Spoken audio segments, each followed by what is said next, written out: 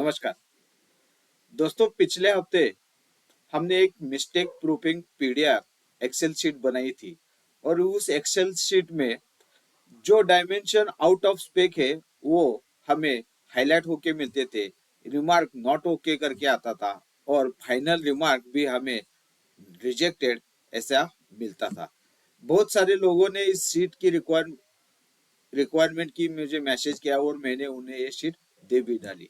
लेकिन दोस्तों, इसमें एक मैनुअल काम था। जैसे आप यहाँ पे देख सकते हो, जो भी स्पेसिफिकेशन है, इस स्पेसिफिकेशन का जो टॉलरेंस है, ये टॉलरेंस हमें मैन्युअली ऐड करना पड़ता था।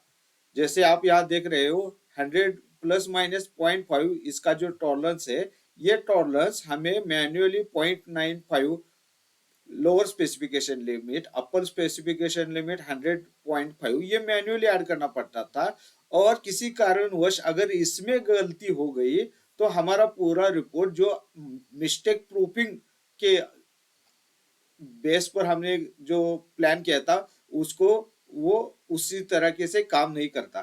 तो इसी को ही नजर में रखते हुए हमने एक शीट को रिवीजन किया है और इस रिवीजन में हमने ये काम किया है कि सिर्फ हमें स्पेसिफिकेशन डालना है और स्पेसिफिकेशन डालने के बाद इसका upper specification, lower specification limit और अपर स्पेसिफिकेशन लिमिट अपने आप आ जाएगा।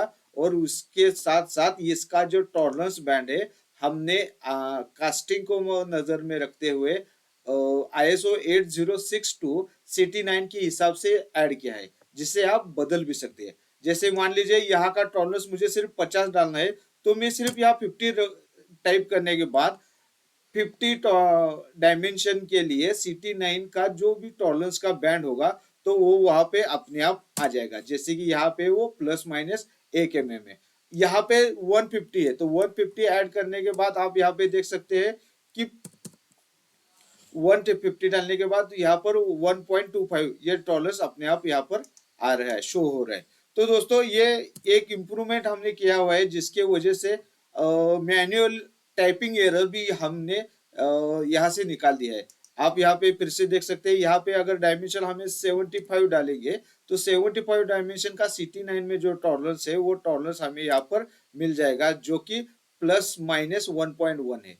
यहाँ पे थिकनेस 15 mm डालते हैं तो 15 mm का CT9 का टॉलरेंस प्लस माइनस 0.8 mm, तो ये अपने आप यहाँ पे आ जाएगा। और इसके वजह से जो भी मैनुअल हमें डाटा एंट्री करनी पड़ती थी, जिसके लिए ये मिनिमम और मैक्सिमम जो टॉलरेंस हमें ऐड करना पड़ता था, वो उस काम को हमने अभी ऑटोमेटेड किया है। सिर्फ कुछ फॉर्मूले और कुछ फंक्शन का हमने इस्तेमाल करके ये किया है। और ये टॉलरेंस लगाने के लिए हमने, आप यहाँ पे देख सकते हैं, इफ फॉर्मूला का यहाँ इस्तेमाल किया है। इतने सारे ढेर सारे हमने फॉर्मूले यहाँ पे लगाए हैं, जिसके वजह से यहाँ पे ये जो टॉलरेंस का बैंड है हमें यहाँ अपने आप आ रहा है, जिसके वजह से हमें सिर्फ स्पेसिफिकेशन डालने की जरूरत है, वहां पे अपने आप आ जाएगा।